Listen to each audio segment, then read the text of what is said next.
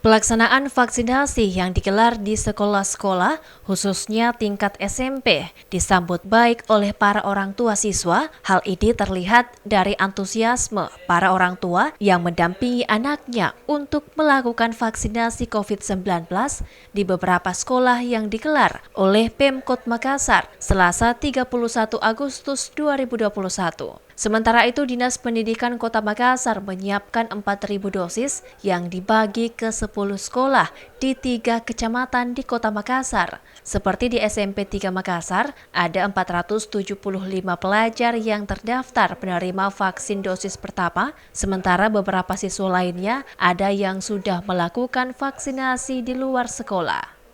Kalau menurut saya bagus toh, supaya untuk jauh dari kena virus. Pokoknya programnya ini untuk anak sekolah tapi bagus gitu saja. Iya. Ini berkat kerjasama dari berbagai pihak termasuk pemerintah kota yang mempunyai program untuk melakukan vaksinasi pelajar secara masif.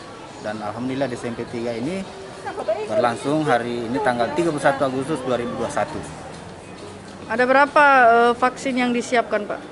Ini data terakhir ini karena sejak 3 hari yang lalu peserta didik atau anak-anak mendaftar sampai tadi ini 475 peserta vaksin yang divaksin di SMP 3 Makassar ini. Ada juga yang sudah vaksin pertama di luar.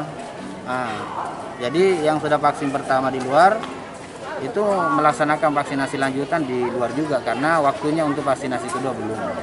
Kaswadi juga menambahkan untuk pelajar yang menolak divaksin dengan alasan yang jelas tidak dilakukan pemaksaan, semisal ada penyakit kronis atau umur belum 12 tahun, dan vaksinasi bukan menjadi syarat pelaksanaan sekolah tatap muka, melainkan upaya herd immunity khususnya di lingkungan sekolah.